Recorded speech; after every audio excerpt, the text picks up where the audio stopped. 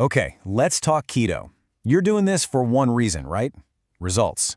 But figuring out what to actually put on your plate, well, that's where it can get a little messy. So today, we're going to cut through all that noise. We're building the perfect, healthy keto plate step by step. Let's dive in. So, what does a healthy keto meal actually look like? I mean, this is the number one question, isn't it? You've done the hard part, you've cut the carbs, but now what? Forget the guesswork. We're literally going to build the answer for you, right here, right now, using a blueprint that just flat out works. Before we even touch a piece of food, we've got to get this one thing straight, the why. Think of your body like a hybrid car. It can run on two fuels, sugar or fat. And the master switch that decides which fuel it's using, it's a hormone called insulin. When insulin is up, you're burning sugar, period. When insulin is down, boom, you unlock your fat stores for energy. So every single thing we're about to put on our plate has one goal: keep that insulin switch flipped to off. So how do we keep that switch flipped off? Well, it's a super simple but really powerful 1-2 punch. It's not just about what you're eating, the keto part, it's also about when you eat. And that's where intermittent fasting comes in. We're not counting calories here. The whole idea is just to eat less often. Give your body a nice, long break from having to pump out insulin.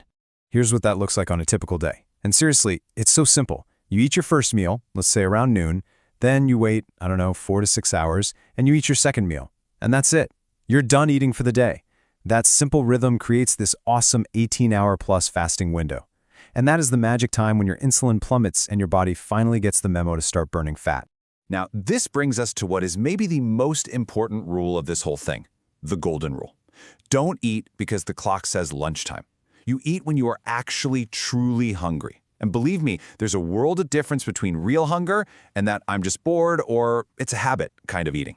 The cool part is, when your meals are built right, you won't be white-knuckling it. You'll just naturally feel full and satisfied. Okay, let's get to it. Let's build that first meal of the day. The mission here is really simple. We're going to create a plate that is so satisfying, so packed with nutrients, that the idea of a snack in a few hours won't even enter your brain. It all comes down to lasting energy from the right mix of protein and, importantly, fat. Yeah, think of this like a simple mix-and-match menu. It's not complicated. You could do, say, a few pasture-raised eggs with half an avocado. Perfect. Or maybe some good quality nitrate-free bacon with some high-quality cheese. See the pattern? It's always a quality protein paired with a healthy fat. That combo right there, that's your ticket to staying full and focused for hours on end. So, a few key things to remember for this first meal.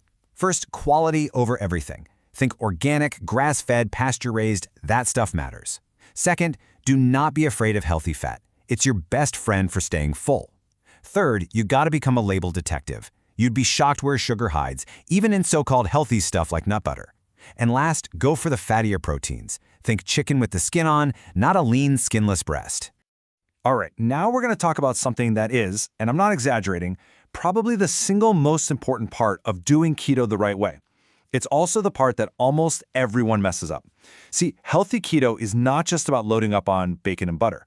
The real foundation, the base of your entire plate, has to be a ton of vegetables. Yep, 7 cups. You're seeing that right, and that's not a suggestion, that's the minimum goal for the day.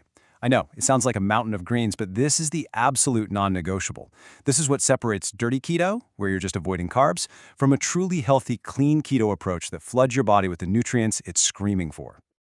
Okay, but how in the world do you actually eat 7 cups of vegetables every day?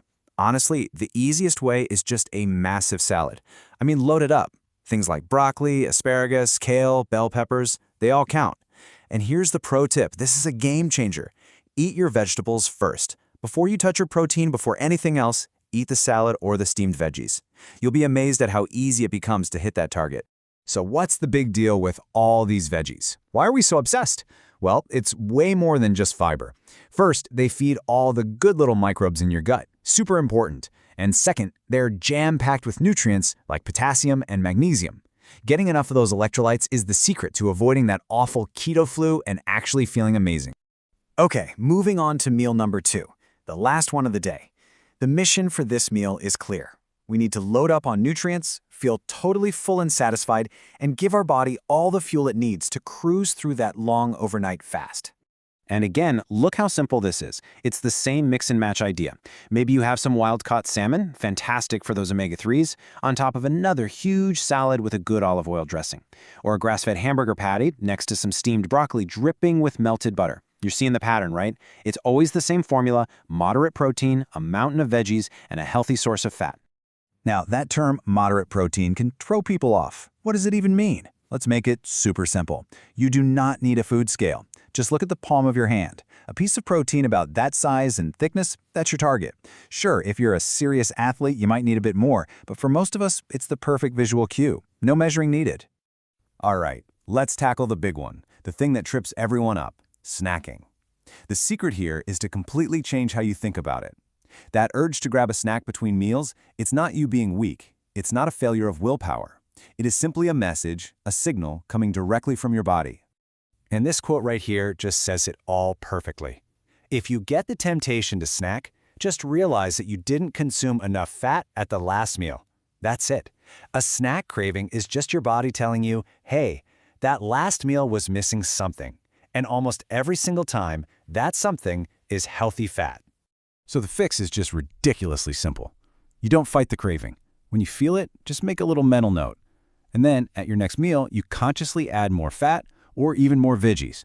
Maybe it's another half an avocado. Maybe it's a generous pour of olive oil in your salad. A handful of olives. That's it. Problem solved. You see? This is a complete mindset shift. You stop thinking of this as a diet you have to suffer through. Instead, you're learning to speak your body's language. A craving isn't a moral failure, it's just data. You use that data to tweak your next meal, and suddenly, this whole thing stops being a battle against your body and starts being a conversation with it. Okay, so let's wrap this all up. Here's the blueprint in 4 simple steps.